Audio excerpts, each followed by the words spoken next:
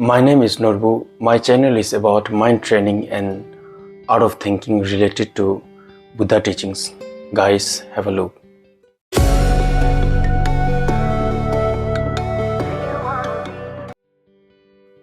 Hello everyone. Hope you all fine. Today I'm going to talk on a very important topic, the essence of Buddhism, a journey within ourselves. Have you ever wondered why we feel restless even when we are surrounded by comfort? What is the path to true inner peace? Today we will dive into the wisdom of Buddhism, a philosophy that has guided millions for over more than 2,500 years. Buddhism began in the 5th century BCE with the Siddhartha Gautama, a prince who renounced his royal life to seek the truth of existence.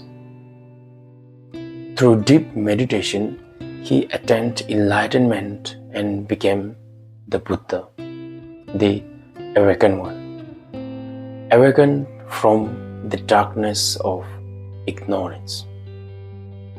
Siddhartha's journey teaches us an important lesson, that true happiness isn't found in material possessions, but in understanding the true nature of mind and the heart.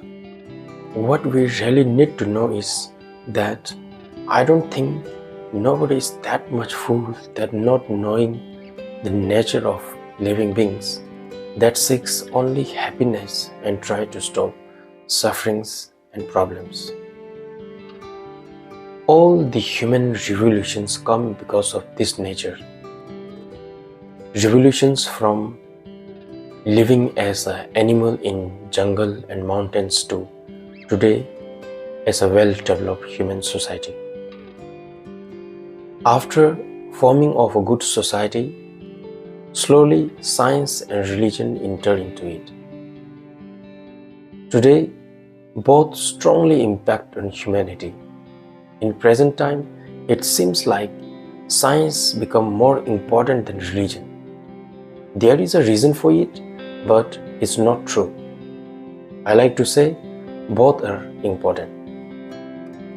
As other religion, Buddhism also formed around 2,500 years ago.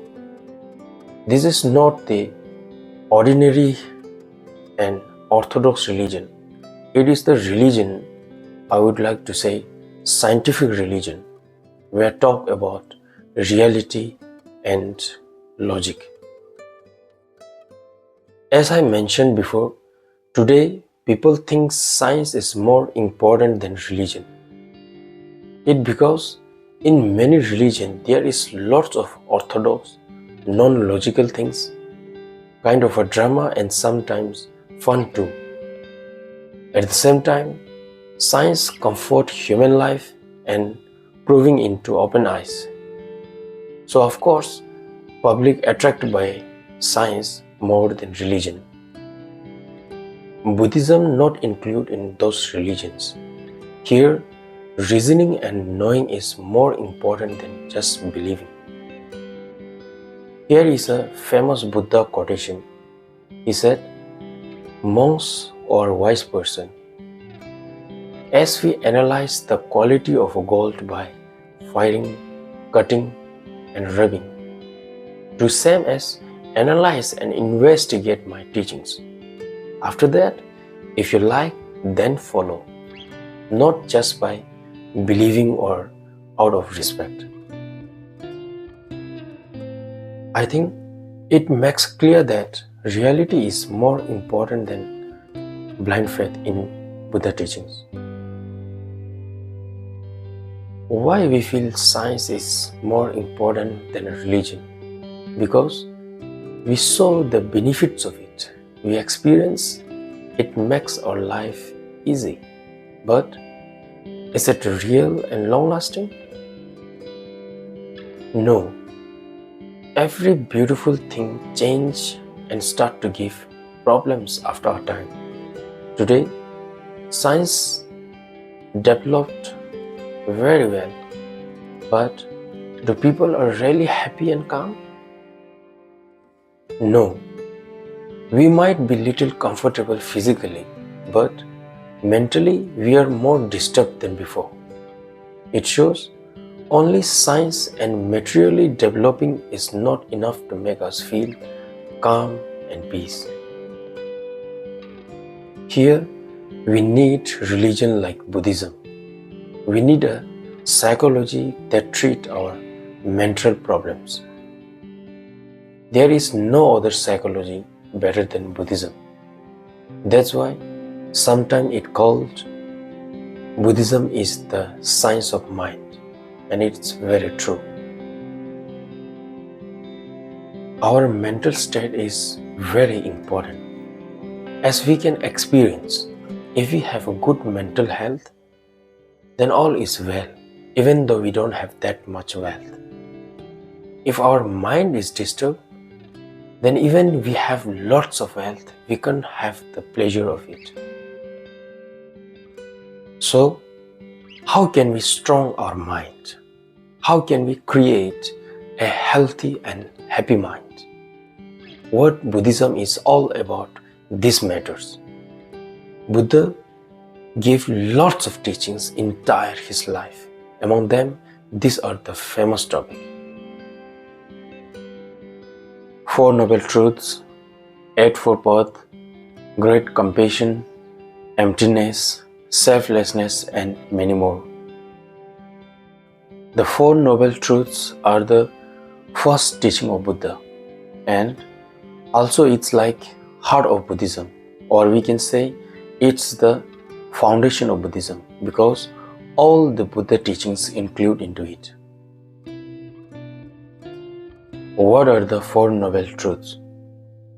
Truth of suffering, truth of cause and conditions of suffering, truth of freedom from suffering or liberation, and truth of method or way to free from suffering.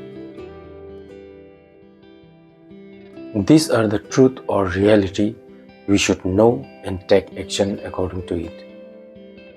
This is the right method to get rid of suffering. These truths don't aim to make life seem bleak.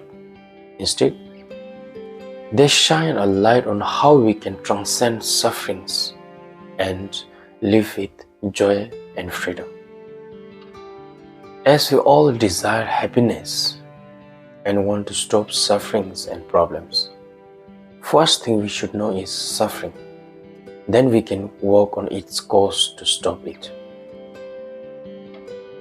You will be shocked by what I am going to say now. As we all know, pain and unwanted feelings are suffering. I'm not talking about it. You know what? All the good feelings and comfort we think as happiness, those are also suffering. It's called changing suffering. And even bigger suffering than that is, we are under control of afflictive emotions such as anger, attachment, and ignorance, and also under control of karma or sin. This is the biggest suffering and also root cause of all the problems according to Buddha teaching. This is second truth, cause of suffering too. So, we have to work on all the negative emotions and bad deeds if we really want to be peace and calm. Slowly, we will be free from all the sufferings or troubles that call liberation, the third truth. Now, question is that how can we be free and what we have to do? Here comes the fourth truth, the truth of path or method to liberation. Buddha teach us lots of techniques, mainly all includes in these two methods, wisdom and non-wisdom method. Non-wisdom such as compassion, sympathy, forgiving, tolerance, etc. This called Thaptam Sherap in Tibetan language. The Buddha's path involves following these two methods until we reach the end of our goal, which is to attain enlightenment and to become the Buddha. This is the state where we free from all these sufferings and problems from its root cause. After that, we will never have to stay under control of problems. We are free and we can make others free through teachings and many other methods. Enlightenment called Sangye in Tibetan language. It made of two major words, Sang and Ge. Sang means something finished or disappearing. Here, it means finish of sufferings and ignorance. Ge means something progress or improvement. Here, it means fully progress of all the good qualities like compassion, sympathy, forgiving, and become knowing everything. That's why Buddha called all-knowing one. In short, the Buddha is the person who is fully perfect. No single bad quality or negativity exists in him. At the same time, who have zero egoistic attitude and very compassionate to all the living beings. With this much, I'm going to stop here. Hope you like. If so, like, share and comment. Soon, see you in another video. Until then, take care. Bye-bye.